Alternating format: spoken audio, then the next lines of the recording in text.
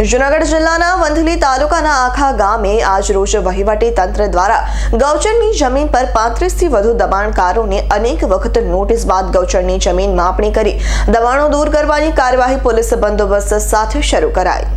જૂનાગઢ જિલ્લાના વંથલી તાલુકાના આખા ગામે આજરોજ વહીવટી તંત્ર દ્વારા ગૌચરની જમીન પર 35 થી વધુ દબાણકારોને અનેક વખત નોટિસ બાદ ગૌચરની જમીનની માપણી કરી દબાણો દૂર કરવાની કાર્યવાહી પોલીસ બંદોબસ્ત સાથે શરૂ કરાઈ હતી।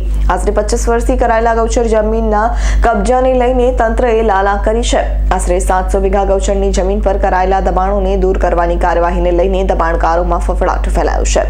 સરપંચને સાથે રાખી સર્કલ દ્વારા માપણીની પ્રક્રિયા હાથ ધરાઈ છે। અમને શું રજૂઆત હતી, આજે શું કાર્યવાહી કરવામાં આવી છે? સુલેમાનભાઈ હુસેનભાઈ દોલ મારું નામ, મારા પત્ની સરપંચ છે। આજે આપણે ગૌચર માટે માપણી કરાવવા માટે તંત્ર હાજર છે, પોલીસ હાજર છે અને ગ્રામજનો હાજર છે, ગામના આગેવાનો પણ હાજર છે અને આ ગૌચરની માપણી કરી અને મુક્ત કરાવવાનું છે। કેટલા ઈસમો ગૌચર વારેલું છે, શું છે? ઓછામાં ઓછા 20 થી 25 વર્ષનો આ કબજો છે, જે કબજાદારો છે એની પાસે। કેટલા લોકો છે? ઓછામાં ઓછા 34 થી 35 માણસો છે, એને બધાને 3 નોટિસ બજવેલ છે। કેટલા દિવસ માપણી ચાલશે અને માપણી આપણે 4 થી 5 દિવસ ગણીને હાલવાનું અને પછી કબજો ક્યારે છોડાવો? કબજો તો માપણી થઈ જાય એટલે છોડાવી દેવાનો છે। રમેશ સિંગલનો રિપોર્ટ S9 ન્યૂઝ વંથલી।